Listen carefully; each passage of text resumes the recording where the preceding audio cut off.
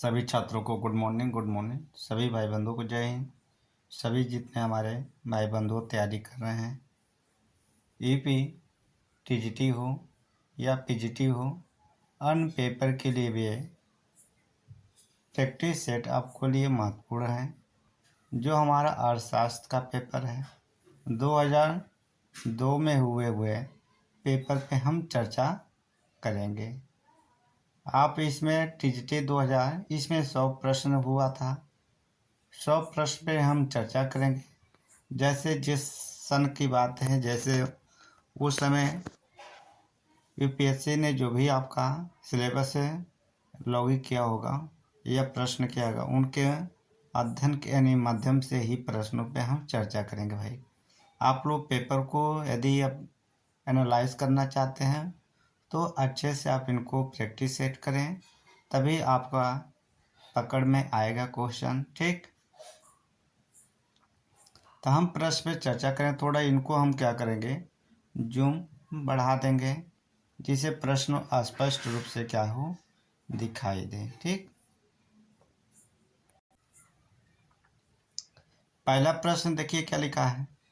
सीमांत आय श्रेयात्मक होगी यदि मांग, जब यदि करें मतलब सीमांत आय श्रेयात्मक होगी यदि मांग में क्या होगा, अत्यधिक बेलोचदार होता है। क्या होता है? अत्यधिक बेलोचदार होता है। तो इस प्रकार क्या होती है उसकी मांग में, जब उसकी सीमांत आय ऋणात्मक होगी तो यदि मांग में क्या होगा, अत्यधिक बेलोचदार होगा। इनका हिंदी या डेफिनेशन देख लीजिए। यदि किसी उत्पादन के स्तर पे मांग की लोच इकाई हो तो उस उत्पादन की सीमांत आय शून्य होगी। इसी प्रकार जब मांग की लोच इकाई से अधिक हो तो सीमांत आय धनात्मक तथा मांग की लोच इकाई से कम हो तो सीमांत आय ऋणात्मक होगी। क्या होगी? यानी माइनस में होगा। क्या होगा? माइनस में होगा। अगले प्रश्न पे आते हैं। अनुकूलतम उत्पादन वह है जो, यानी इस प्रश्न का उत्तर क्या होगा, सी नंबर होगा। औसत लागत के न्यूनतम बिंदु पर उत्पादित होता है। ठीक,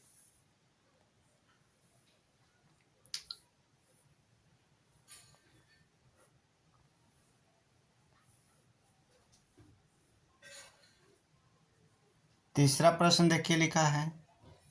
यदि दो साधन पूर्णतः स्थानापन्न में हो तो उनके बीच प्रतिस्थापन की लोच क्या होगी? तो अनंत होगी। क्या होगी? अनंत होगी।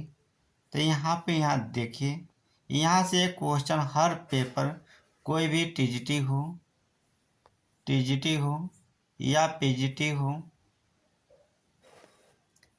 या अन्य कोई भी स्टेट है, यानी उत्तराखंड हो, बिहार हो, जो भी हो, क्वेश्चन यहाँ से एक क्वेश्चन जरूर आपको यहाँ से रट्टा मार लीजिए।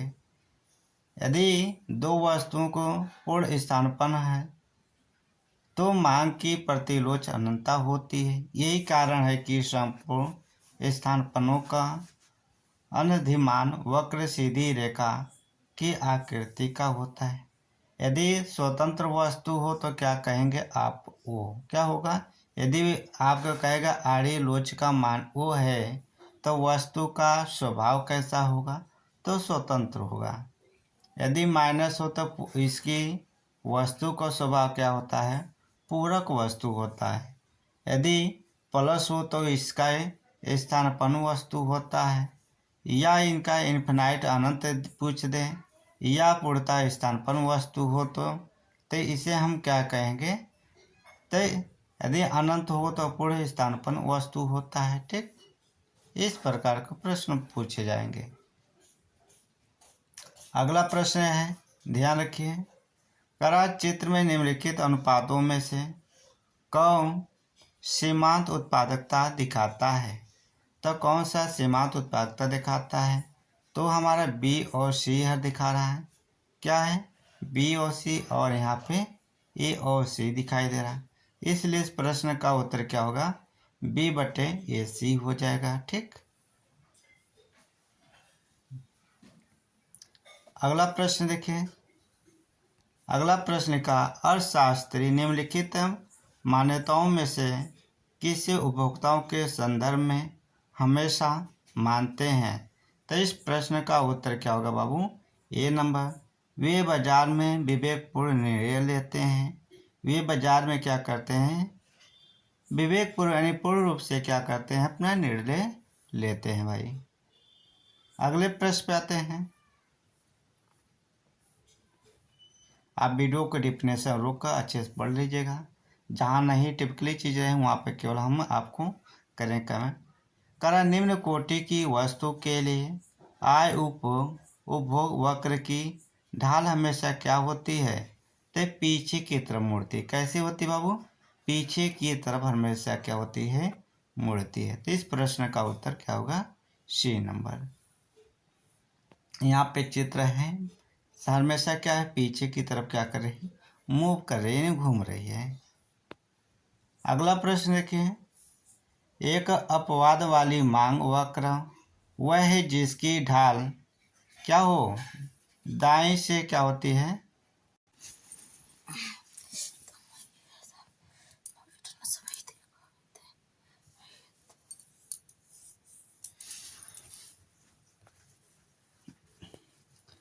तो इस प्रश्न का उत्तर क्या होगा? ए नंबर होगा। दाएं ओर उड़ती हुई, यानी दाएं की तरफ क्या होती हुई? उड़ती हुई होती रहती है। ठीक। अगला प्रश्न देखते हैं।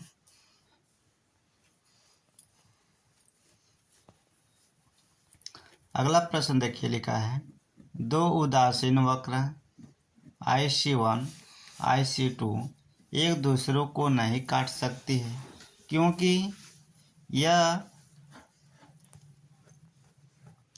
तो इस प्रश्न का उत्तर क्या होगा?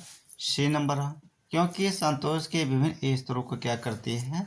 व्यक्त करती है भाई। ठीक, इसलिए नहीं काट सकती हैं। अगला प्रश्न है, अभी आपको हमने बताया था दूसरे प्रश्न में, जब दो वस्तुपूर्ण प्रतिस्थापन होती हैं तो तटस्थता वक्र क्या होता है? तो इस प्रश्न का उत्तर क्या होगा? एक सीधी रेखा होती है। कैसी होती है? एक सीधी रेखा होती है। इस प्रश्न का उत्तर सी नंबर होगा। यहाँ पे इनके सिंबल देखिए बना हुआ है, तो इनका इसी तरह सिंबल तैयार होता है। सिंबल पे आप लोग थोड़ा फोकस करते रहिएगा। अगला प्रश्न है, निम्न कोटि की वस्तुओं की स्थिति में जब आय बढ़ती है तो उसकी क्या होती है? तो उसका उपयोग क्या हो जाता है? घट जाता है। क्या होता है? घट जाता है। अगला प्रश्न देखिए, पीगू के अनुसार स्थिर साम्य का उदाहरण क्या होता है? तो इसके इनके पीगू के अनुसार क्या होता है? भारी पेंदे वाला जहाज होता है। क्या होता है? भारी पेंदे वाला जहाज होता है भाई। अगले प्रश्न पे आते हैं। चलिए इनका डिफिनेशन देख लीजिए। प्रो पीगू के अनुसार आर्थिक इकाई की संस्थिति की स्थिति में तब होती है जबकि यदि कोई गड़बड़ी पैदा हो जाए तो तत्काल ही ऐसी शक्तियाँ क्रियाशील हो जाती हैं जो कि प्रारंभिक अवस्था को फिर से स्थापित कर देती है।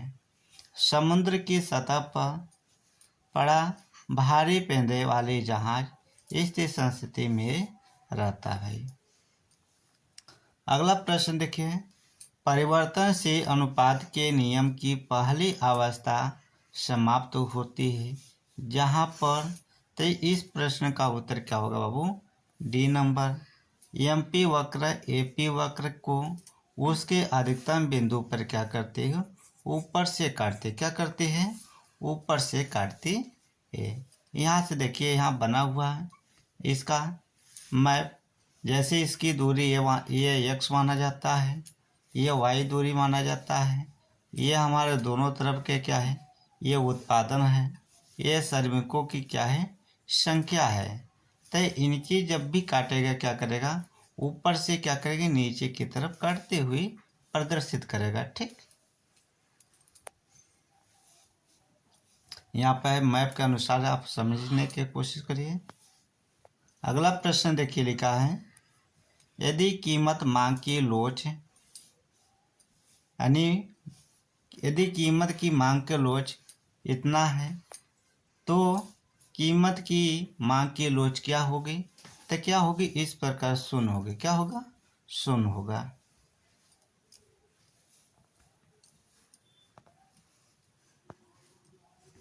अगला प्रश्न देखिए, प्रकट अधिमान सिद्धांत आधारित है, किस पे आधारित है, तो इस प्रश्न का उत्तर क्या होगा, ए नंबर, दृढ़ कर्म पर आधारित है भाई।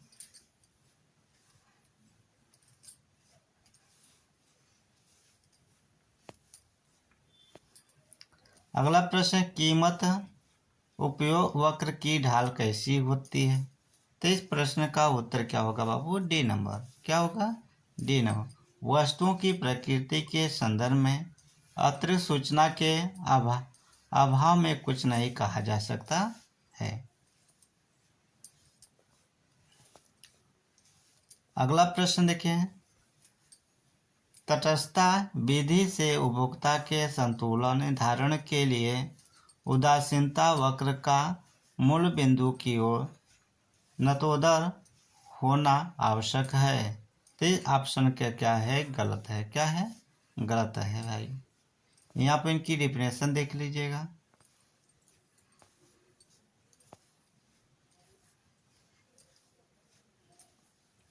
अब करा अर्थ का सिद्धांत से कैसे प्रश्न पूछे जाते हैं, तो यहाँ पर संकलन चित्र में रेखा BCD प्रदर्शित किया गया है। यहाँ पे प्रश्न क्या पूछ रहा है, इनको थोड़ा जूम कम कर दे भाई, जिससे प्रश्न भी प्रदर्शित रहे और आपको क्वेश्चन भी रहे। जैसे इसमें कहा गया, इसमें क्या क्या प्रदर्शित कर सकते हैं, तो ये हमारे क्या करते हैं, सीमांत आय वक्र को प्रदर्शित करते हैं। कैसे करते हैं, ये सीमांत आय को हमें प्रदर्शित करके दर्शाते हैं। अगला प्रश्न है,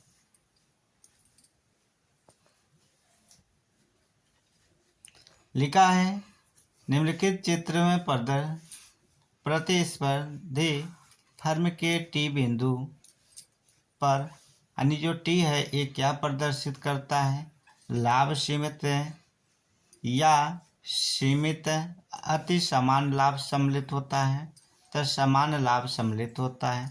तो इस प्रश्न का उत्तर क्या है, समान रूप से लाभ को क्या करता है, दोनों को हमें सम्मिलित करता है भाई।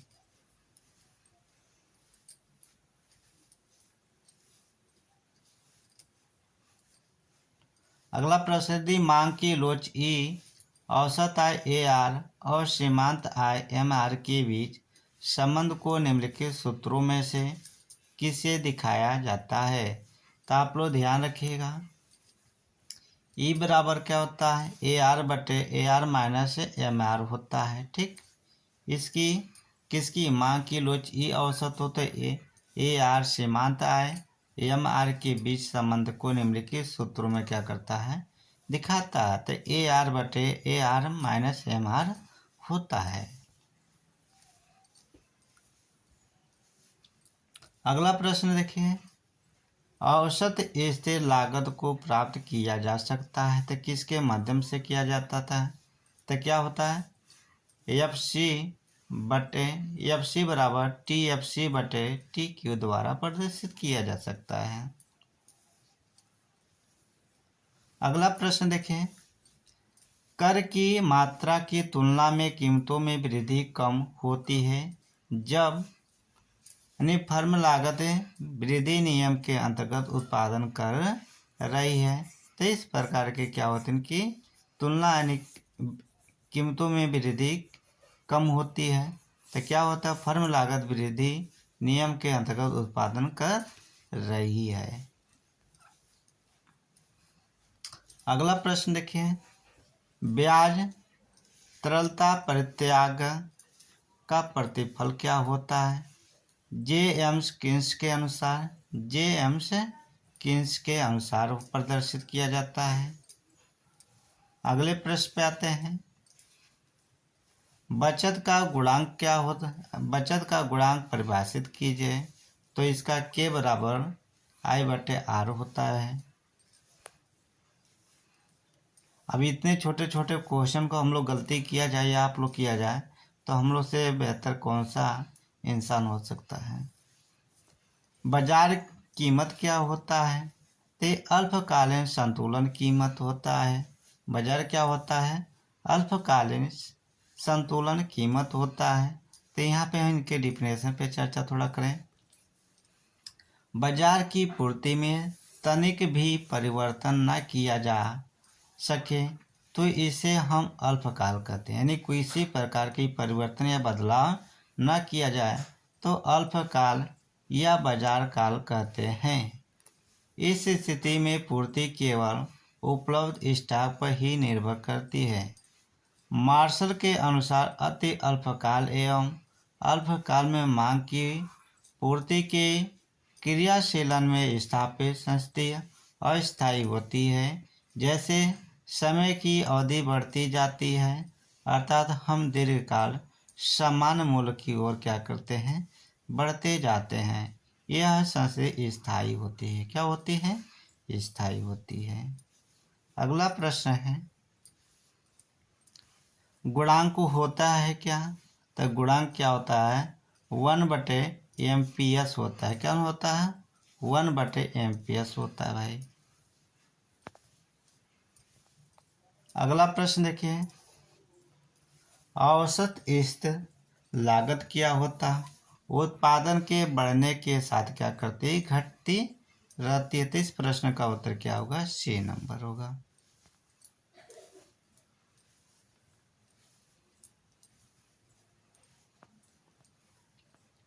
अगला प्रश्न है, पूर्ण प्रतियोगिता में कीमत कौन सी निश्चित करता है? तो कौन सा निश्चित करता है? उद्योग करता है। क्या करता है? उद्योग करता है भाई। साम्य फर्म की अवधारणा किसने दी? तो किसने दी? पीगू महोदय जी ने दी भाई।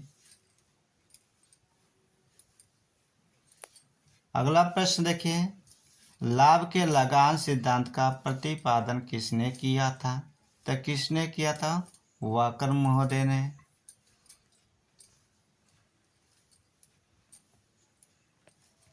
अगला प्रश्न देखिए, ब्याज की तरलता पसंदगी सिद्धांत का प्रस्तुत किसने किया? प्रोकिन्स महोदय ने। किसने किया था? प्रोकिन्स महोदय जी ने। अगला प्रश्न है, चैम्बरलेन के विचार में श्रम का शोषण तब उपस्थित होता है जब श्रम की मजदूरी दर क्या होता है? कम होता है। क्या होता है? सीमांत आगम उत्पादन से कम हो जाए। ठीक। अगले प्रश्न पे आते हैं, रिकॉर्डों के अनुसार उपज की कीमत बढ़ने से भूमि की कीमत अर्थात लगान क्या होता भाई? तो बढ़ जाता है। क्या होता है? बढ़ जाता है। यदि साधन की सीमांत उत्पादन में वृद्धि की जाए सकती है तो इस प्रश्न का उत्तर क्या होगा? उसकी मांग तथा मूल्य में वृद्धि होगा। ठीक।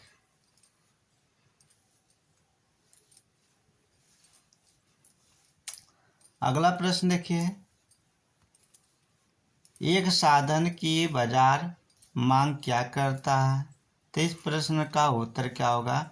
व्युत्पन्न मांग की होती है। अगला प्रश्न है, इस चित्र में फर्म का संतुलन किस बिंदु पर होता है? तो इस प्रश्न का उत्तर का जवाब क्या होगा बाबू? ई क्या होगा? यानी E1 से किस पे? E2 पे मिलता है। तो किस पे संतुलन करता है? E2 पर करता है।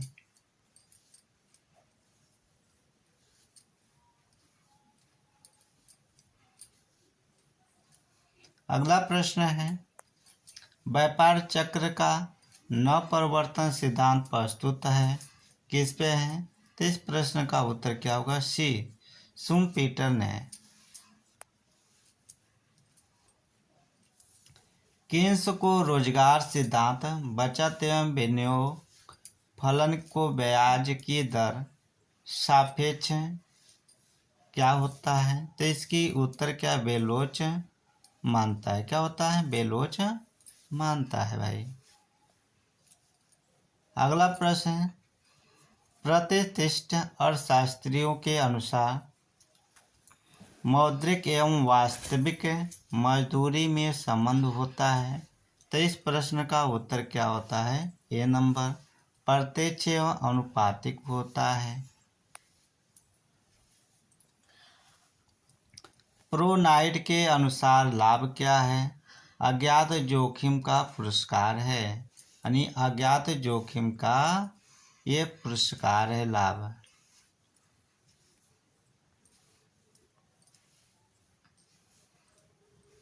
अगला प्रश्न देखिए, लाभ का संभाव्य सहचार सिद्धांत प्रस्तुत करता है। तो इस प्रश्न का उत्तर क्या होगा? बी नंबर, प्रो साइकिल ने अल्फा अधिकार बाजार में पाया जाता है। क्या होता है? जब कुछ विक्रेता हो। क्या हो? जब कुछ विक्रेता हो भाई। अगला प्रश्न लिखा है, सामान्यतः दीर्घकाल में एकाधिकारी का सदैव अति समान लाभ मिलता है, क्योंकि फर्मों के प्रवेश पर प्रतिबंध होता है। क्या होता है? फर्मों के प्रवेश पर क्या होता है? प्रतिबंध यानी रुकावट होता है। अगला प्रश्न देखिए, पूर्ण प्रतियोगिता के दीर्घकाल में फर्म का संतुलन होता है। कैसा होता है? तो औसत आय बराबर सीमांत आय बराबर सीमांत लागत बराबर औसत लागत होता है। अगले प्रश्न पे आते हैं,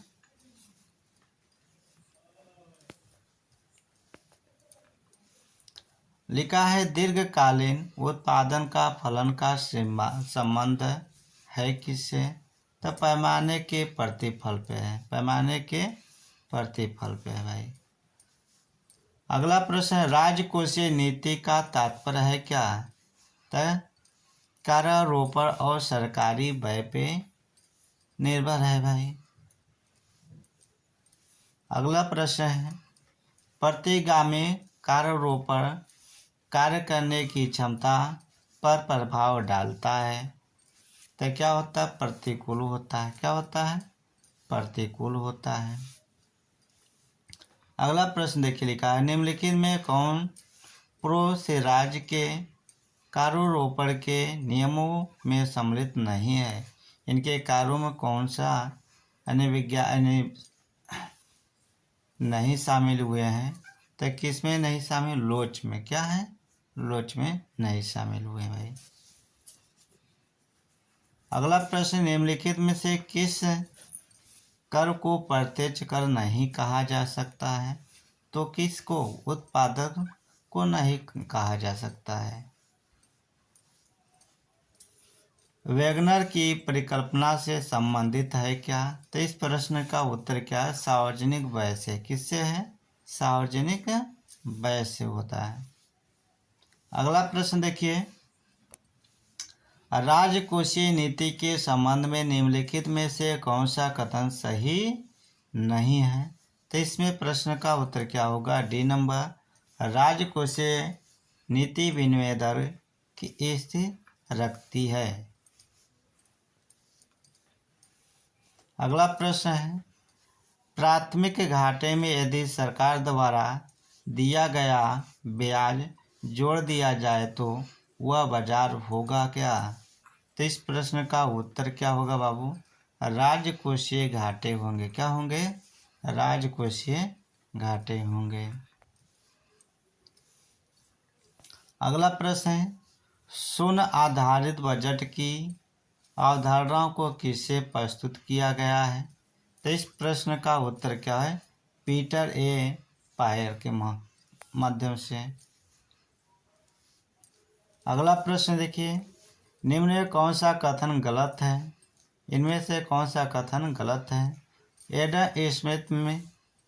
एडम स्मिथ ने कारोरोपण के 5 नियम दिए। ये वाला ऑप्शन क्या है? गलत है। तो इसने 4 नियम दिए थे। कितने दिए थे? 4 नियम दिए थे भाई। अगला प्रश्न, जब किसी कर का कराधान एवं करापात एक ही व्यक्ति पर होता है तो वह कहलाता है क्या? वो प्रत्यक्ष विधि होता है। क्या होता है? डायरेक्टली होता है। अगला प्रश्न है, मांग की लोच अधिक होने पे करापात अधिक होगा तो क्या होगा? क्रेता विक्रेता दोनों विक्रेता पर होगा। क्या होगा? विक्रेता पर होगा। मांग की लोच अधिक होने पर करापात अधिक हो तो किस पे होगा? विक्रेता पर होगा। किस पे? विक्रेता पर होता है। अगला प्रश्न पे देखते हैं, निम्न में कौन सा कथन गलत है? इनमें कौन सा कथन गलत है? तो इस प्रश्न का उत्तर क्या होगा? D number. क्षतिपूर्वक व्यय का अर्थ होगा बचत का बजट। क्या होगा? बचत का बजट होता है। अगला प्रश्न देखिए, घाटे की वित्त व्यवस्था की महत्वपूर्ण सीमा क्या होती है? तो इसमें क्या? मुद्रा आय अनुपात, साख द्रव्य अनुपात, घाटा आय अनुपात, यानी इनमें से क्या होंगे? सभी होंगे। क्या होंगे? सभी। डी नंबर होगा। अगले प्रश्न पे आते हैं, भारत में संघीय वित्त व्यवस्था के विकास क्रम में निम्नलिखित व्यवस्थाओं में से सर्वाधिक लाभ भारतीय संघ को किस व्यवस्था से प्राप्त हुआ है? तो किससे हुआ? वित्त आयोग के माध्यम से। क्या होता है? वित्त आयोग के माध्यम से। अगला प्रश्न देखिए, निम्नलिखित करों में से कौन सा एक कर केंद्र द्वारा राज्य सरकार के साथ बांटा जाता है? तो इस प्रश्न का उत्तर क्या है? उत्पादक शुल्क होता है।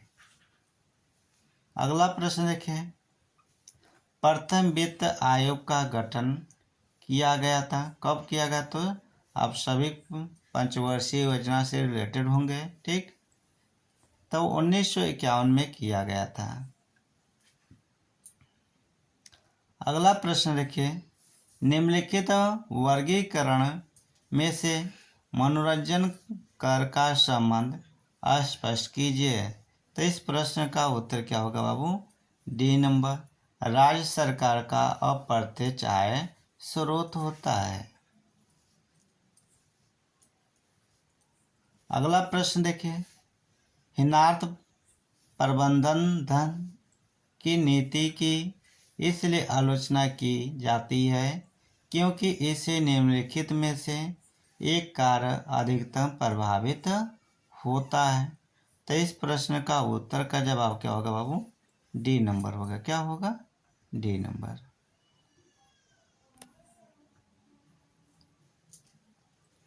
अगला प्रश्न देखिए, भारत के केंद्रीय सरकार की आय किस साधन से प्राप्त नहीं होता है? तो व्यापार से नहीं होता है। क्या होता है? व्यापार से नहीं होता है। मुद्रण के मूल्य का क्या होता भाई?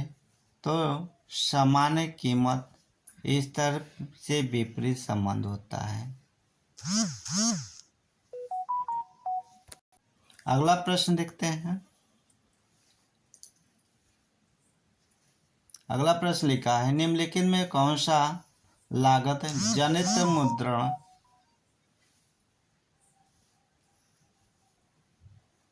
जनित मुद्रास्फीति का कारण है? तो इस प्रश्न का उत्तर क्या है?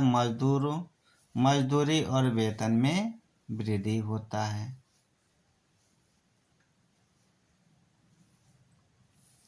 फिशर के परिणाम सिद्धांत की व्याख्या समीकरण क्या है?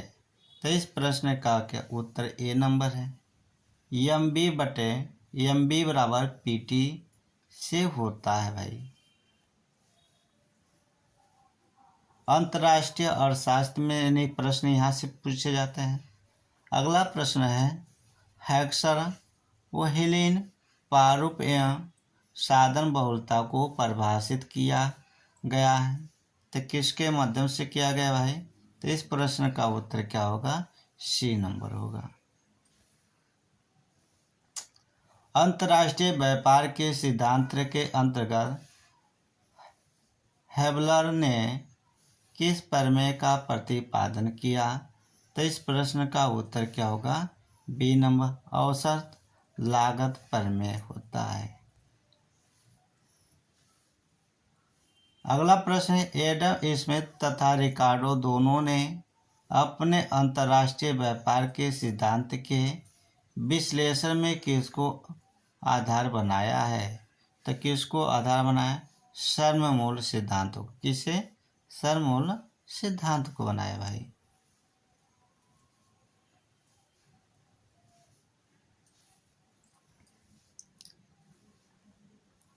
अगला प्रश्न देखिए, लिखा है, यदि राष्ट्र को व्यापार से लाभ मिलता है तो उसका उपयोग बिंदु यानी मुख्य बिंदु क्या होगी? तो उसकी उत्पादन संभाव्य सीमा के ऊपर होता है, यानी उसकी उत्पादन क्या होती है? ऊपर की वो तरफ होता है। ये चित्र बना हुआ है, ये वस्तु है, ये भी वस्तु है। तो यहाँ पे इनकी वस्तु जब इनकी क्या हो रही है? वृद्धि की तरफ, तो इनकी क्या हो रहा है? ऊपर की तरफ है, भागेंगे, क्या होंगे? ऊपर की तरफ। अगला प्रश्न, निम्नलिखित में से कौन नीति उपाय आयात की भौतिक मात्रा को प्रत्यक्ष रूप से नियंत्रित करता है? कौन सा नियंत्रित करता है? कोटा। क्या होता है? कोटा। अगला प्रश्न देखिए, निम्नलिखित में से कौन एक कथन सही है? कौन सा इसमें से कथन सही है? WTO एक संगठन है जिसके गैंड के सदस्यों ने बनाया था भाई। अगले प्रश्न पे आते हैं।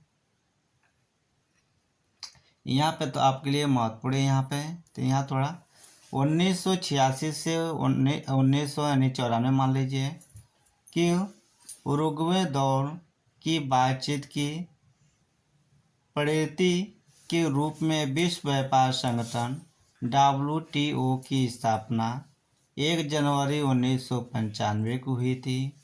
इसी वार्ता में बौद्धिक संपदा अधिकार के क्षेत्र में बहुपक्षीय नियमों की शुरुआत भी किया गया था। ठीक, तो आपको यदि पूछेगा विश्व व्यापार संगठन का कब स्थापना किया, तो ये 1 जनवरी 1995 को किया गया था भाई।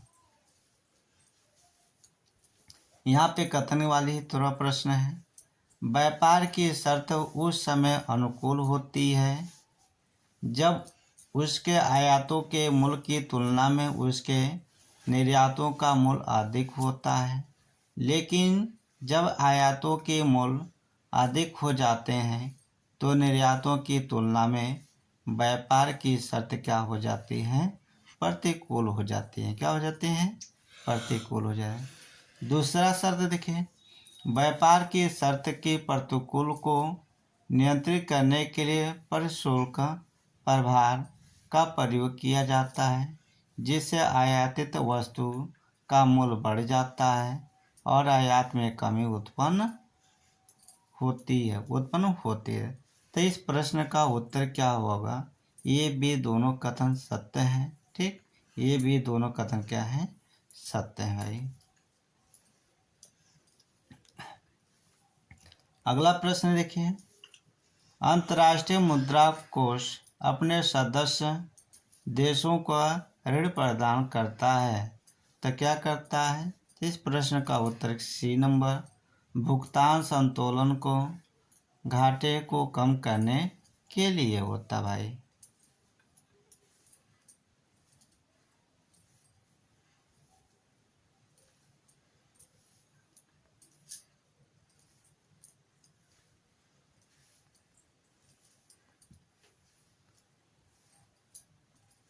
अगला प्रश्न देखिए, निम्नलिखित में से कौन सी मध्य भुगतान शेष खाते में व्यापार का अदृश्य मध्य हैं। तो इस प्रश्न का उत्तर क्या होगा? C number. विदेशियों को बीमा सेवाओं का विक्रय होता है भाई। निम्नलिखित में से किसे भुगतान संतुलन के दृश्य मदों में सम्मिलित किया जाता है? तो इस प्रश्न का उत्तर क्या होगा बाबू? B number. वस्तुओं के निर्यात से आय होता है। क्या होता है? आय होता है। अगला प्रश्न देखते हैं। लिखा है निम्नलिखित में से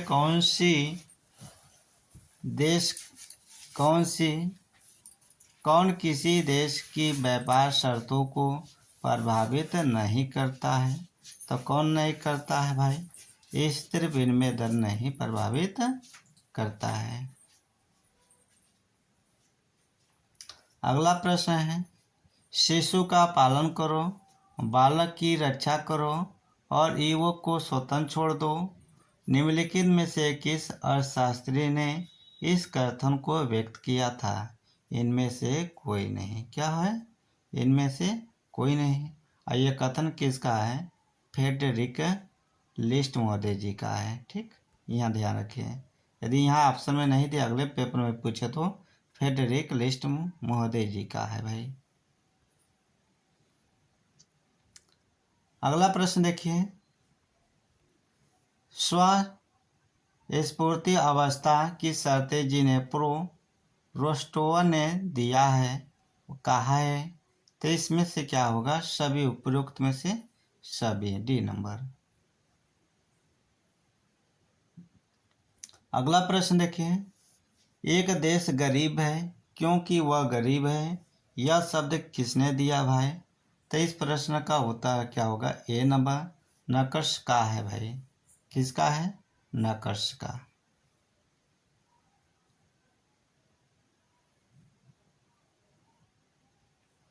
अगला प्रश्न, औद्योगिक रुग्णता की समस्या के समाधान के लिए सुझाव देने के लिए गोस्वामी समिति की नियुक्ति है।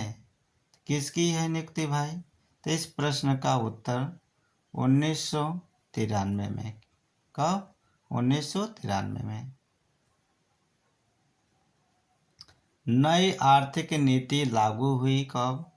नई आर्थिक नीति कब लागू किया गया? तो 1991 में किया गया। ठीक,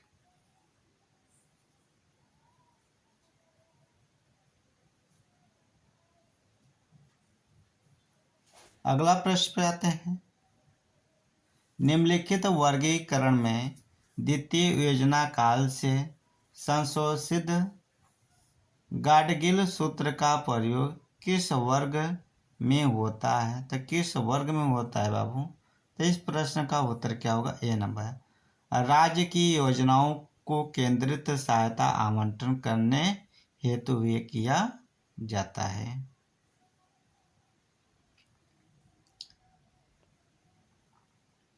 अगला प्रश्न, आय की असमानता दूर करने में कौन सा क्षेत्र महत्वपूर्ण भूमिका निभाता है? तो कौन सा?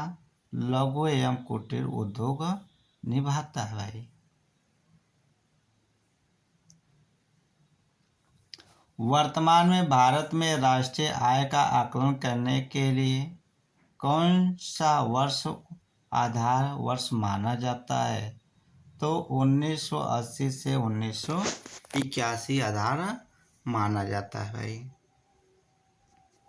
अगला प्रश्न आते हैं, थोड़ा इनके हम चर्चा करेंगे।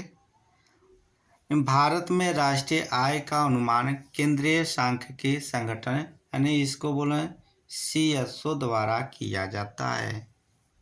अब तक आधार वर्ष 1948 से यानी यहाँ तक जब तक बना, इनके आधार वर्ष और 11-12 में आधा वर्ष का वर्तमान में भी इनको NGO नाम दिया गया। आकलन कर देगा कि वर्तमान में इनको राष्ट्रीय आय का आकलन NGO द्वारा किया गया भाई। ध्यान रखिएगा, वर्तमान NGO द्वारा, वर्तमान में NGO द्वारा। अगला प्रश्न है, संघन क्षेत्र कृषि कार्यक्रम IAP प्रारंभ हुआ था? कब हुआ था? 1964 में। कब हुआ था? 1964 में। अगला प्रश्न है, राष्ट्र की आपूर्ति वक्र दिखाता है कि राष्ट्र क्या कर सकता है? क्या क्या कर सकता है? अगले प्रश्न पे आते हैं। 2001 के बजट में व्यय का सबसे बड़ा मद निम्न से कौन सा है? तो क्या है? इनमें से कोई नहीं। क्या है? इनमें से कोई नहीं।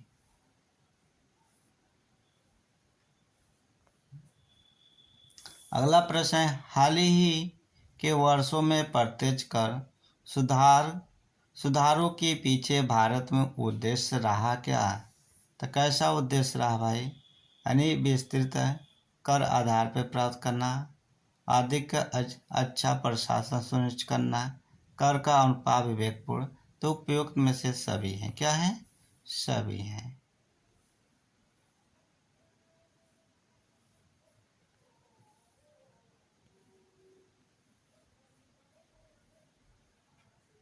अगला प्रश्न देखें, भारत में मॉडिफाइड वैल्यू एडेड टैक्स किस वर्ष से प्रारंभ किया गया? तो इस प्रश्न का उत्तर क्या होगा बाबू? ए नंबर 1986 में। 1986 में। अगला प्रश्न है, निम्नलिखित मदों में से किस मद पर केंद्रीय सरकार की राज्य व्यय राशि सबसे ज़्यादा है? तो इस प्रश्न का उत्तर क्या होगा बाबू? डी नंबर, ब्याज भुगतान होता है। क्या होता है? ब्याज भुगतान होता है। अमर्त्य सेन को अर्थशास्त्र के लिए नोबेल पुरस्कार कब दिया गया? तो 1998 में दिया गया। 1998 में। ठीक, यह भारतीय अर्थशास्त्री थे। ठीक, किस क्षेत्र का योगदान घरेलू बचत में सर्वाधिक है? भारत के संदर्भ में निम्नलिखित में से बताइए। तो कौन सा घरेलू क्षेत्र? क्या है? घरेलू क्षेत्र में।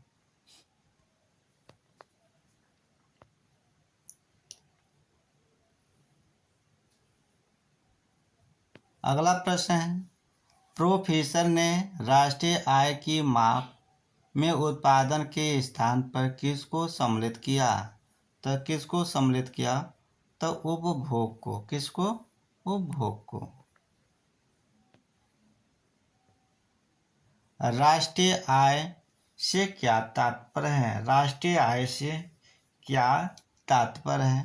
तो इस प्रश्न का उत्तर क्या होगा भाई? सी नंबर, विभिन्न आयों के योग से होता है। विभिन्न आयों को योग से होता है।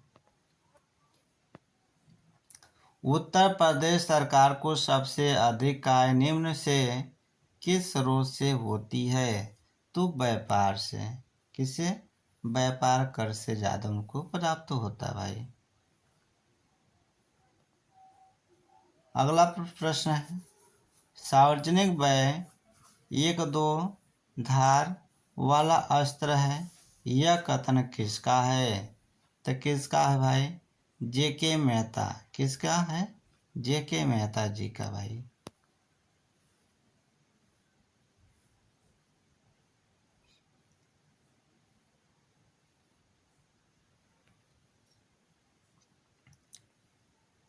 अगला प्रश्न, निम्नलिखित में से कौन सा कथन सत्य है? इनमें से कौन सा कथन सही है? तो इस प्रश्न का उत्तर क्या है? बी नंबर, यदि वस्तु की मांग अधिक है तो साधन की मांग में क्या होगी? बढ़ोतरी, यानी अधिक होगी। क्या होगी? अधिक होगा।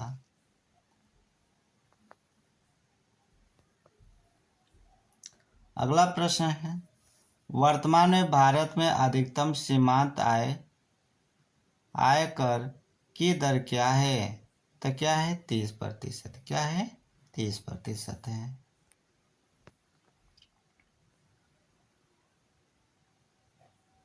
अब यहाँ पे थोड़ा हम डिटेल से 2020-21 में दिया गया उसका है। जैसे 0 से लेकर 2 लाख तक के इन पे क्या है 0% दर है, और 2 से 5 लाख के है तो इनको 5%, और जो 5 से 7.5 हैं उनको 10% कर, 7.5 से 10 लाख उनको क्या है 15%, 10 से 12 साढ़े हैं तो उनको 20%, और उनके 12.5 से अब 15 लाख तक है उनको क्या है 30%, 25% क्या है, और उसके ऊपर क्या है 30% तक कर देना पड़ता है। 30% गवर्नमेंट क्या कर लेती है काट लेती है भाई। आप सभी को ये वीडियो अच्छा लगे और आपकी पढ़ाई में थोड़ा रोचक चीज़ बने तो आप लोग इस चैनल को सब्सक्राइब कर लीजिएगा। आप एक बार में नहीं समझ में आया तो इसको कम से कम 2-3 बार वीडियो को देखें, क्वेश्चन को समझें कहाँ से कौन सी कैसे पूछ रहा है, उसके बाद अपना थोड़ा धीरे धीरे समझ में आने लगे तब खुद आप प्रश्न समझने लगेगा और क्लियर होने लगेगा। ठीक, तब लिखा 1990 से 91 में वित्तीय घाटा जीडीपी की प्रतिशत क्या है।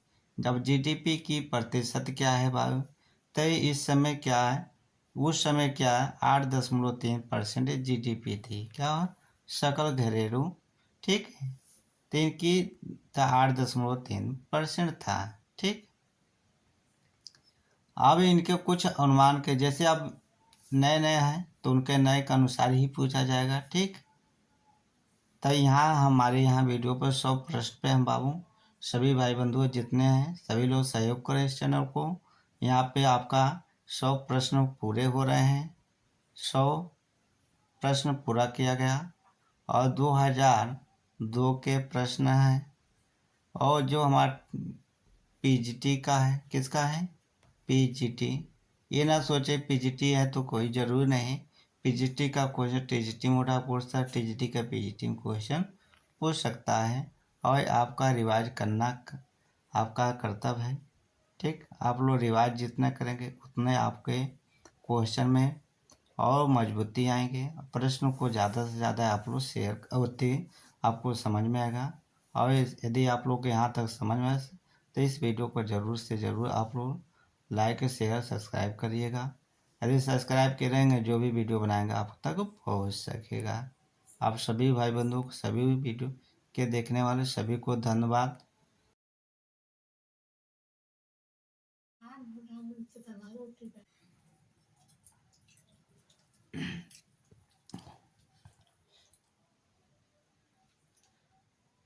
सभी भाई बंधुओं को गुड मॉर्निंग, गुड मॉर्निंग। सभी भाई बंधुओं को जय हिंद जय भारत। सभी छात्रों को गुड मॉर्निंग, गुड मॉर्निंग। आज आपका पीजीटी 2003 का जो हमारा अर्थशास्त्र इकोनॉमिक्स प्रश्नों को सभी हल किया जाएगा। आप लोग इस चैनल को ईमानदारी से सब्सक्राइब करके, और आप लोग यदि आपको पसंद वीडियो आए तो लाइक कर लीजिएगा। चलते हैं प्रश्न पे चर्चा करेंगे। वीडियो आपका समय ज़्यादा नहीं लिया जाएगा। देखिए पहला प्रश्न लिखा है समान पदार्थ एवं श्रेष्ठ पदार्थ के लिए आय प्रभाव सदैव क्या होता है। तो क्या होता है धनात्मक होता है। कैसा होता है धनात्मक होता है। दूसरा प्रश्न देखिए उपभोक्ता साम्य की स्थिति में तब होता है जब क्या होता है यमयू शून्य होता है। क्या होता है यमयू शून्य होता है तब। अगला प्रश्न देखिए M R S X Y व्यक्त करता है तो क्या करता है। तो इस प्रश्न का उत्तर क्या होगा ए नंबर। उपभोक्ता एक्स की एक अतिरिक्त इकाई के लिए वाई की कितनी मात्रा का त्याग करता है और उसी उदासीनता वक्र पर रहता है। ठीक, अगले प्रश्न पे आते हैं।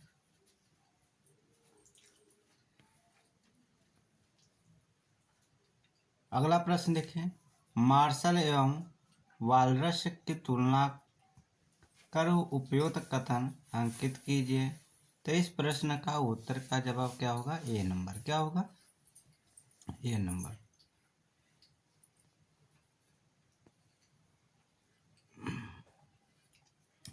अगला प्रश्न, निम्न में से किस समीकरण को वालरस की नियम कहते हैं? तो इस प्रश्न का उत्तर क्या होगा बाबू? ए नंबर होगा। जैसे पी से प्राइस होता है, डी से एस से सप्लाई होता है, डी से डिमांड होता है। ठीक। अगला प्रश्न देखिए, उद्घाटित अधिमान सिद्धांत के प्रतिपादक है कौन? तो इस प्रश्न का उत्तर क्या होगा बाबू? D number. अगले प्रश्न पे आते हैं,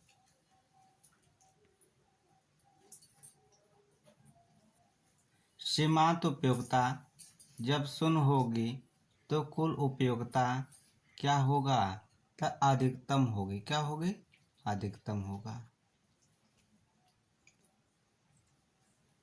अगला प्रश्न देखें, उदासीनता वक्र विश्लेषण नई बोतल में रखी पुरानी शराब, यह कथन किसका है? तो इस प्रश्न का उत्तर क्या होगा? सी रॉबर्टसन का है।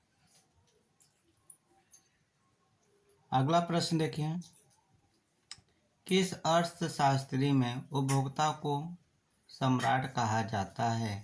तो इस प्रश्न का उत्तर क्या होगा बाबू? सी नंबर, पूंजीवादी होता है। क्या होता है?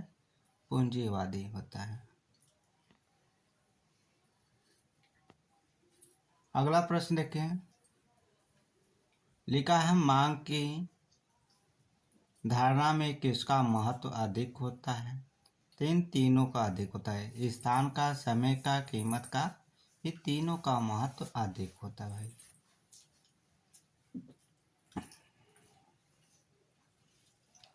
अगला प्रश्न है, जब औसत उपयोगिता घट जाएगी तो सीमांत उपयोगिता क्या होगी? कम हो जाएगी। क्या होगी? कम हो जाएगी। अगला प्रश्न देखिए, उत्पत्ति ह्रास नियम उस स्थिति का नाम है जिसमें सीमांत एवं औसत उत्पादन दोनों घटते हैं किंतु दोनों धनात्मक होते हैं। कैसा होते हैं? धनात्मक होते हैं भाई।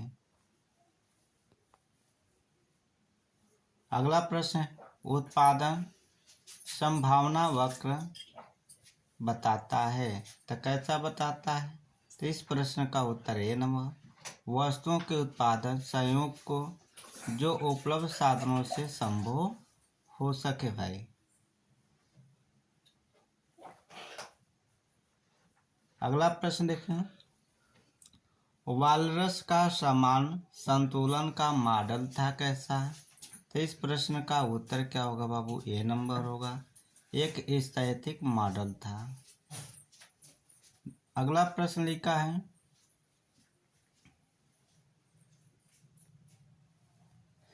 कीमत प्रभाव को व्यक्त करने के लिए निम्नलिखित में से किस वक्र का प्रयोग किया जाता है? तो किसका? पीसीसी का प्रयोग किया जाता है। अगला प्रश्न देखिए, समसीमांत त्रिष्ट गुण का कथन क्या है? तो यहाँ पे क्या एम यू एक्स बटे पी एक्स बराबर एम यू वाई बटे पी वाई बराबर एम यू जेड बटे पी जेड बराबर एम यू का आय का प्रति इकाई होता है। अगला प्रश्न देखिए, दो पूर्ण प्रतिस्थापन वस्तुओं की आड़ी लोच क्या होगी? अभी हमने बताया था, जब इस प्रकार का वाक्य पूछे प्लस हो माइनस है सभी बताया था, तो क्या होगा? अनंत होगा। यहाँ से एक क्वेश्चन जरूर पूछेगा, आप लोग इसको गांठ बांध लीजिए। आधुनिक लगान सिद्धांत के अनुसार लगान मिलता है क्या? सभी साधनों पे। किस पे मिलता है? सभी साधनों पे मिलता है भाई। अगले प्रश्न पे आते हैं, एकाधिकारी के लिए उसके उत्पाद की आड़ी लोच क्या होती है? तो क्या होता है? शून्य होता है। कैसा होता है? शून्य होता है। अगले प्रश्न पे आते हैं।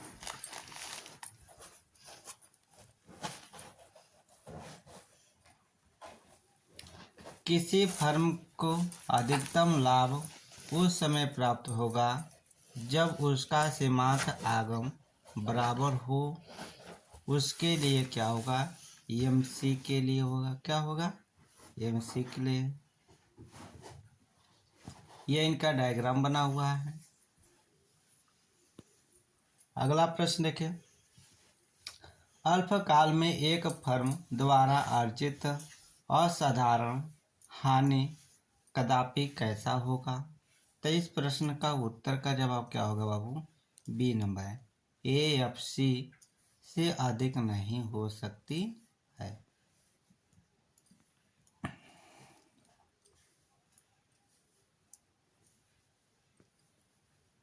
अगला प्रश्न देखें।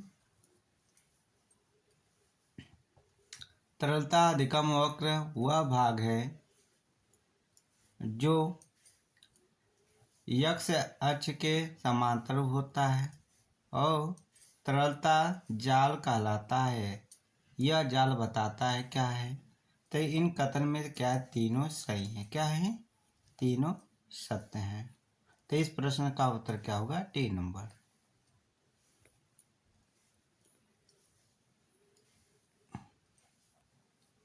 अगला प्रश्न है।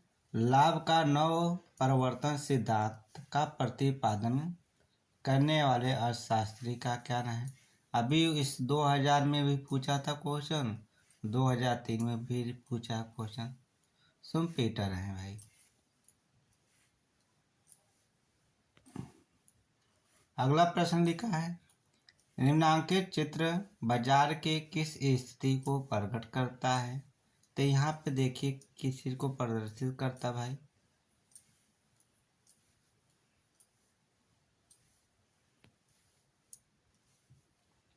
तो आपूर्ति प्रतियोगिता पर क्या करता? प्रदर्शित करता है। अगला प्रश्न कि यदि मुद्रण की मात्रा दी हुई हो तो तरलता अधिमान बढ़ने के साथ क्या होगा? ब्याज दर क्या होगी? बढ़ेगी। ब्याज दर बढ़ेगी भाई।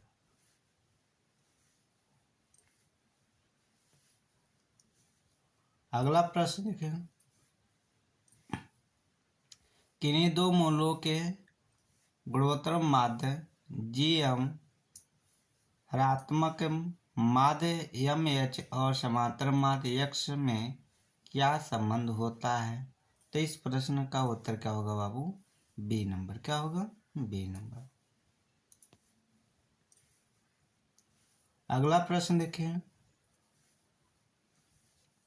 केन्स के रोजगार सिद्धांत में उपभोग फलन क्या होता है? तो आय होता है। क्या होता है? आय होता है भाई।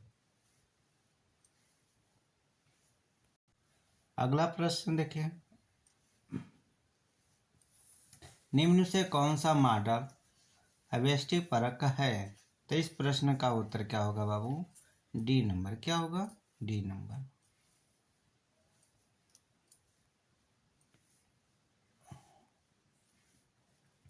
अगला प्रश्न। द्वय अधिकार तब समझा जाता है जब, तो इस प्रश्न का उत्तर क्या है?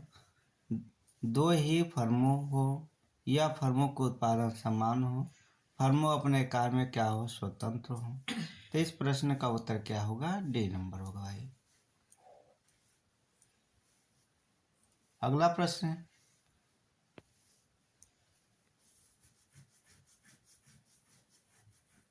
लिखा है दीर्घकाल में न्यूनतम लागत वाली फर्म होती है। कैसा होता है? अनुकूलतम फर्म होता है। कैसा होता है? अनुकूलतम फर्म। अगला प्रश्न लिखा है। चैम्बरलेन के अनुसार एकाधिकार प्रतियोगिता का मूलाधार क्या है? तो इस प्रश्न का उत्तर क्या होगा बाबू? ए नंबर। उत्पादन विभेद होता है।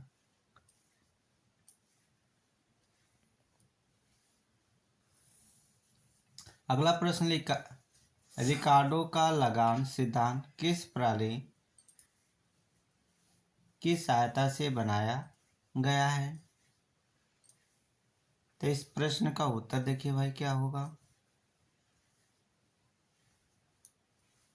तो बी है। क्या है? बी नंबर है।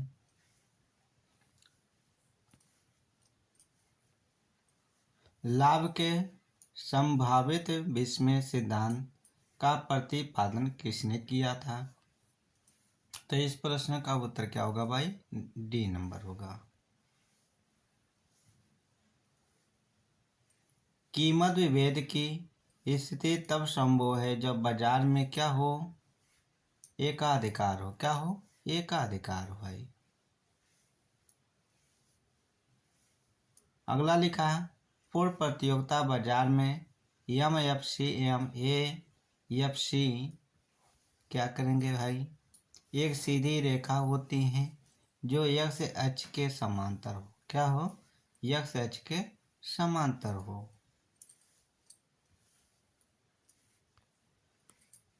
अगला प्रश्न है, यदि वस्तु की कुल पूर्ति कुछ व्यक्तियों अथवा फर्मों के द्वारा की जाती है तो इस प्रश्न का उत्तर क्या होगा भाई? अल्प अधिकार स्थिति कहते हैं।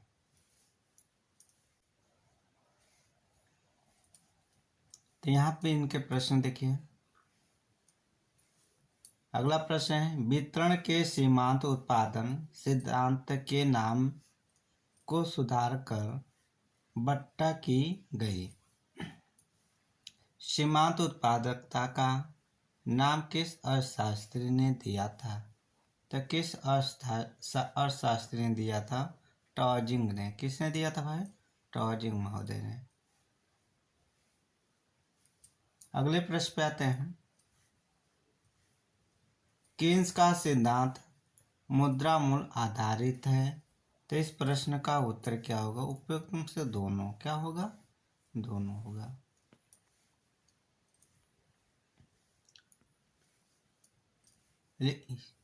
अगला प्रश्न निम्नलिखित रेखा चित्र प्रदर्शित करता है। इसमें रेखा चित्र क्या प्रदर्शित करता है भाई? तो इस प्रश्न का उत्तर क्या हो रहा है? C number. कीमत निर्धारित कीमत निर्धारण करता भाई।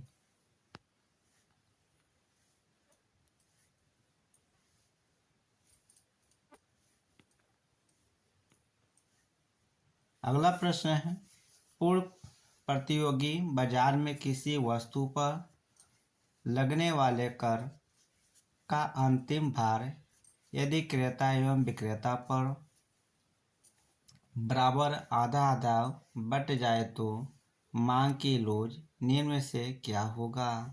तो इस प्रश्न का उत्तर क्या होगा बाबू? सी नंबर। ईपी बराबर 1 होता है।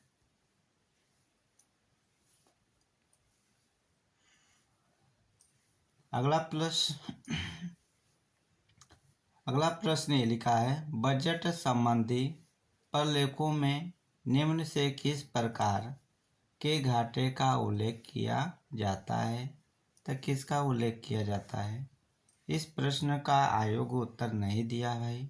ठीक, तो इसमें आयोग ने इस प्रश्न का उत्तर नहीं माना है, तो हम लोग भी इनको नहीं देखेंगे भाई। अगला प्रश्न है, सार्वजनिक आय का सबसे महत्वपूर्ण साधन क्या होता है? तो सार्वजनिक का सबसे अधिक साधन क्या होता है? कर होता है। क्या होता है? कर होता है भाई।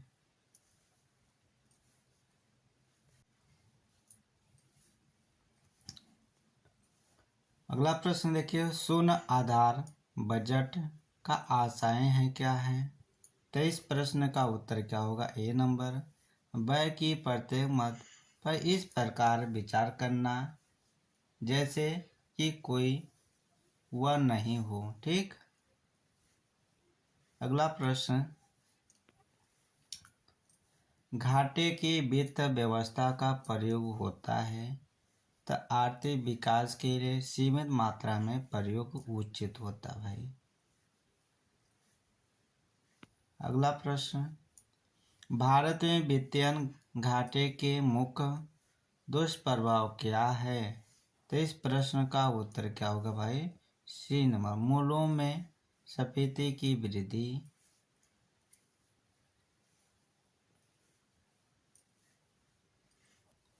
केंद्र तथा राज्यों के अधिकारों, कार्यों एवं उत्तरदायित्वों की जांच करते हुए निम्न आयोग बनाया गया है। तो कैसा? सरकारिया आयोग का है, सरकारिया आयोग बनाया गया भाई। अगले प्रश्न पे आते हैं।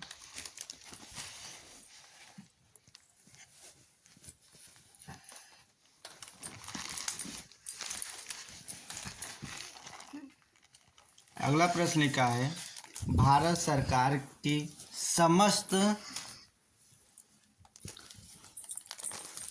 कर आय में प्रत्यक्ष करों का योगदान लगभग कितना होता है?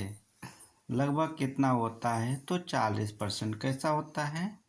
40% होता भाई। अगले प्रश्न पे आते हैं। 10वें वित्त आयोग का अध्यक्ष कौन है भाई? ये करंट अफेयर से क्वेश्चन पूछा गया है। तो इस प्रश्न का उत्तर क्या होगा? B number. इससे आपका कोई लेना देना नहीं है। अगले प्रश्न पे देखिए, मुद्रास्फीति का इस अस्थायी नियंत्रण किस प्रकार हो सकता है? तो इस प्रश्न का उत्तर सी नंबर होता है, मुद्रा पूर्ति की वृद्धि को रोक कर होता है भाई।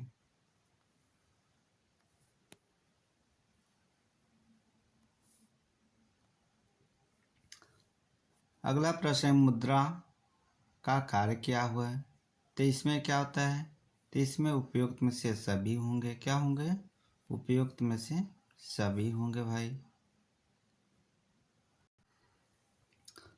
अगला प्रश्न है, फिशर के समीकरण में क्या सम्मिलित किया गया? तो यम बी तथा वे स्थिर हैं भाई।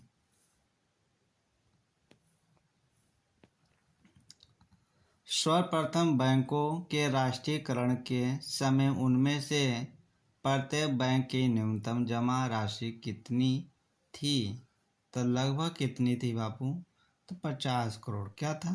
50 करोड़।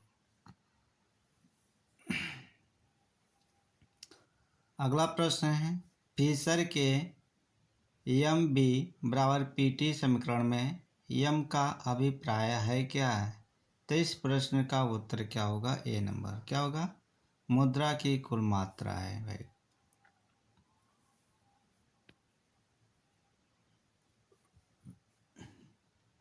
सूची 1 सूची 2 के साथ सम्मिलित कीजिए तथा सूचियों के नीचे दिए गए कूट की सहायता से सही उत्तर का चयन करें भाई। यहाँ पे आते हैं, मिलान किया जाए इनको।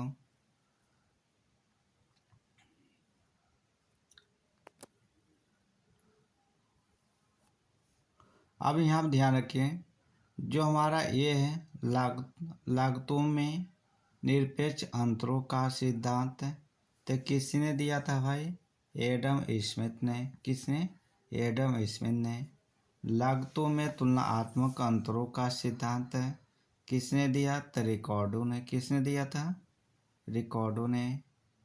फिर इसके बाद है अवसर लागत सिद्धांत किसने दिया भाई? तो जी.बी. हैबलर ने। जी.बी. हैबलर महोदय जी ने। पारस्परिक मांग का सिद्धांत किसने दिया? जे.एस. मिल महोदय जी ने दिया। तो इस प्रश्न का उत्तर ए नंबर सही है भाई।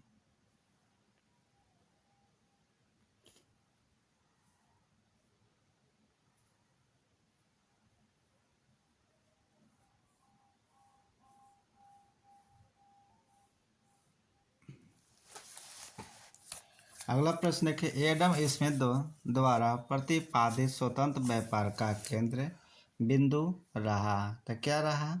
तो श्रम विभाजन। क्या था? श्रम विभाजन। अगला प्रश्न देखिए, विनिमय नियंत्रण प्रणाली की विशेषताएं हैं क्या? तो इस प्रश्न का उत्तर क्या होगा? D number. क्या होगा? डी नंबर भाई।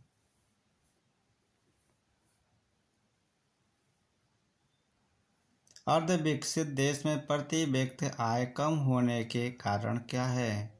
तो इसमें प्रश्न का उत्तर क्या होगा? C number. क्या होगा? सी नंबर भाई। अगला प्रश्न देखिए, लिखा है निम्नलिखित में कौन अल्प विकसित देशों की आर्थिक विशेषता है? तो क्या है? पूंजी। क्या है? पूंजी। अगले प्रश्न पे आते हैं, नाबार्ड की मुख्य भूमिका क्या थी? तो कैसे जुड़े हुए थे? ग्रामीण शाखा संचालन से जुड़े हुए थे भाई।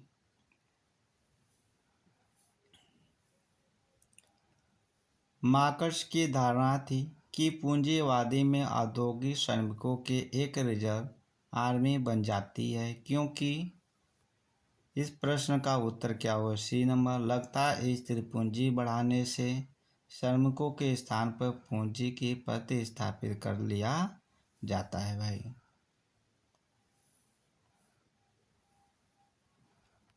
अगला प्रश्न है, डोमर के आर्थिक विकास की मान्यताएं हैं क्या? तो इस प्रश्न का उत्तर क्या होगा भाई? डी नंबर, यानी उपयुक्त में से सभी हैं।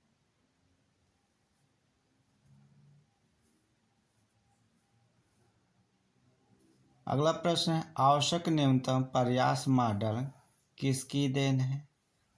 तो इस प्रश्न का उत्तर क्या होगा? सी नंबर, लेवेंस्टीन ने।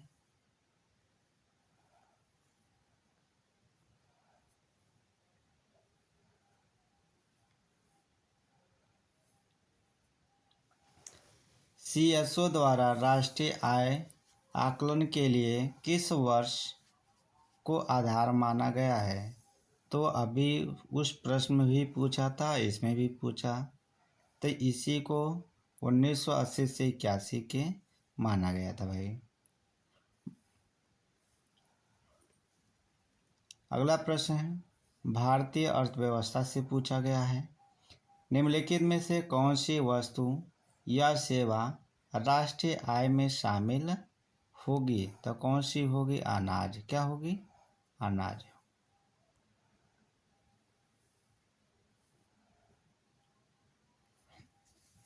अगला प्रश्न है, ग्रामीण निर्धनता को दूर करने वाला मुख्य कार्यक्रम क्या है?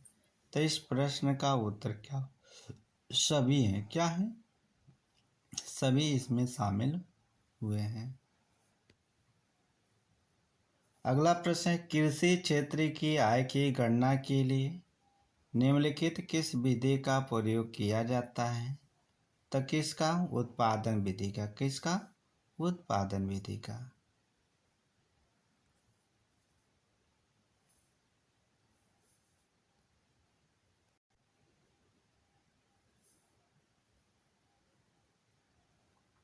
अगला प्रश्न है, भारत में कुल जनसंख्या का अनुसूचित जाति तथा जनजाति का प्रतिशत कितना है?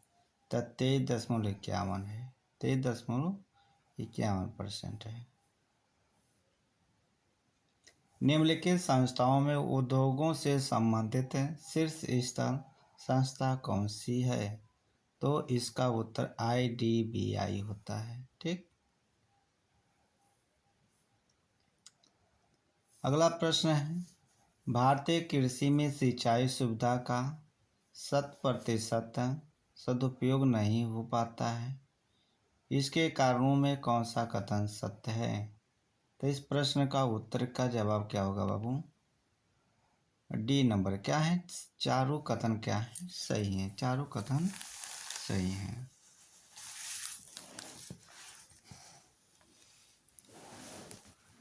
अगले प्रश्न पे आते हैं, भारत में कृषि के लिए दीर्घकालीन साख देने वाली संस्था कौन सा है? तो इस प्रश्न का उत्तर का जवाब क्या होगा बाबू? बी नंबर, भूमि विकास बैंक होता है। क्या? भूमि विकास बैंक होता है। भारत में किस अनाज का सर्वाधिक उत्पादन होता है? तो आप लोग क्या है, चावल। क्या है, चावल। अगले प्रश्न पे आते हैं। IRDP कार्यक्रम का मुख्य उद्देश्य क्या है? तो इसका मुख्य उद्देश्य क्या होता है बाबू? तो इस प्रश्न का उत्तर क्या होता है? सी नंबर, निर्धनता को दूर करना, गरीबी को क्या करना है, दूर करना होता है।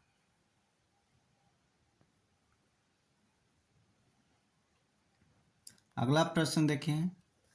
ग्रामीण नवयुवकों को रोजगार, स्वरोजगार हेतु ये कार्यक्रम क्या है? तो इस प्रश्न का उत्तर क्या होगा भाई? सी नंबर, ट्राई सेम लिखा है। अगला प्रश्न देखें। भारतीय औद्योगिक विकास बैंक यानी IDBI की फुल फॉर्म पूछे तब भारतीय औद्योगिक विकास बैंक हो, स्थापना कब किया गया? तो 1964 में किया गया। कब किया गया था? 1964 ईस्वी में किया गया।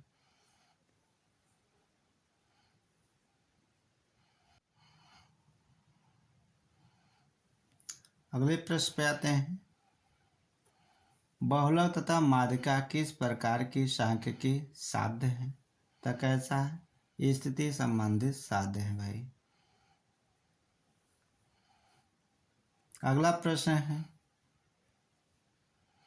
हरात्मक माध्य HM ज्ञात करने के लिए निम्नलिखित में से किस सूत्र का प्रयोग किया जाता है? तो किसका किया जाए? सी का। किसका? सी नंबर का।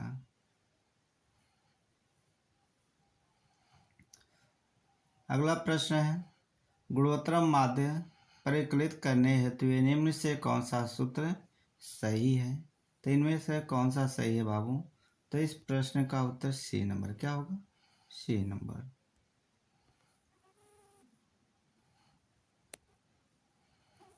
लिखा अगला प्रश्न। व्यक्तिगत समंक माला में माध्य का मूल्य ज्ञात करने के लिए निम्न से किस सूत्र का प्रयोग किया जाता है?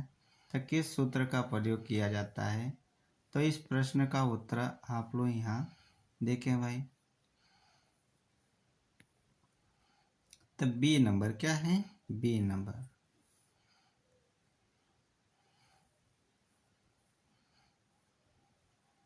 अगला प्रश्न देखिए, मिलान करना है। Indian Bureau of Mines. तो इस प्रश्न का उत्तर का जवाब क्या हो रहा है? ए नंबर। क्या होगा? ए नंबर। तो ए का हमारा कब किया गया था? 1948 में। और बी को कब किया गया था भाई? बी में ही 1955 में। और सी को तो यहाँ पे क्या होगा? 1959 में किया गया था।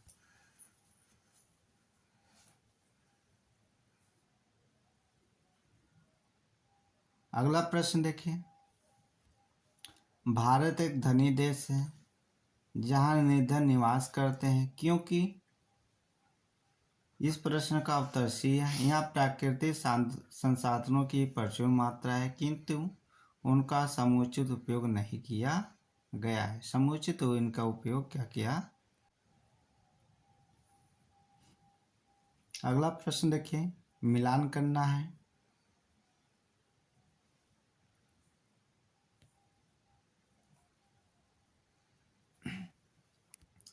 तो इस प्रश्न का उत्तर ये नंबर बन रहा है भाई। अब यहाँ का जो भारतीय औद्योगिक विकास निगम है, इनकी कब किया गया था? स्थापना 1948 में किया गया था। और दूसरा है भारतीय औद्योगिक साख एवं निवेश निगम लिमिटेड कब किया गया था भाई? तो इस प्रश्न का उत्तर क्या होगा? तीसरा नंबर, 1955 में किया गया। भारतीय औद्योगिक विकास बैंक की स्थापना कब किया गया? तो 1964 में किया गया। और भारतीय यूनिट यूनिट ट्रस्ट का स्थापना कब किया गया? 1963 में किया गया था भाई। ये भी क्या करना है? मिलान करना है। ठीक, सुमेलित करना है कौन से ऑप्शन सही होंगे। तो इनका भी मिलान किया जाए भाई। आयत अधिकार योजना कब हुआ लागू? तो नई आयत नीति के माध्यम से। तो इस प्रश्न का 2 नंबर सही होगा। आयात निर्यात पासबुक कब हुआ था? निर्यात आयात का नीति 1985 में किया गया था। स्वर्ण स्थिति प्रमाण पत्र क्या है? तो इस प्रश्न का उत्तर क्या होगा भाई? 4 नंबर हो जाएगा। और डी का क्या होगा? 3 नंबर हो जाएगा बचा हुआ। ठीक,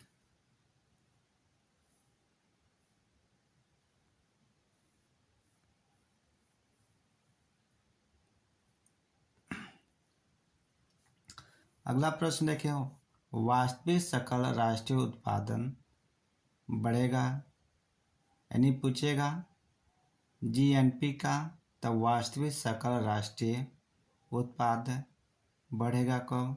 तो इस प्रश्न का उत्तर क्या होगा? यदि कीमतें गिर रही हो तो। ठीक, यदि कीमत क्या होगा? गिरेगा तब बढ़ेगा भाई। अगला प्रश्न है, भारत में किस प्रकार से सर्वाधिक आय प्राप्त होती है? तो किससे होती है भाई? परोक्ष कर से होता है। किससे? परोक्ष कर से होता है। अगला प्रश्न, सुमेलित करना है, मिलान करना है, क्या करना है? मिलान करना है। तो इनको क्या करना है? कौन से पहले प्रश्न का उत्तर होगा मिलान? तो यहाँ पे हम मिलान, तो यहाँ पे हम इनको प्रश्न को मिलान करें भाई। तो क्या होगा? पहले का 3 होगा, पहले का क्या होगा? तीसरे होगा। और बी का क्या होगा? 4 हो जाएगा। बी का 4 हो जाएगा। और सी का क्या होगा? 1 हो जाएगा। सी का 1 होगा। और 4 का क्या हो जो होगा? यानी भारतीय राष्ट्रीय यूनियन कांग्रेस की स्थापना किसने? सीबीआई ने किया। और अखिल भारतीय ट्रेड यूनियन कांग्रेस की स्थापना कांग्रेस ने। Central of Indian trade unions की स्थापना CBIM ने।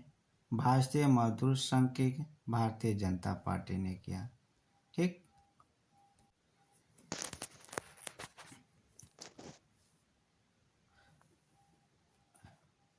2003 में जो प्रश्न है भाई, वो पीजीटी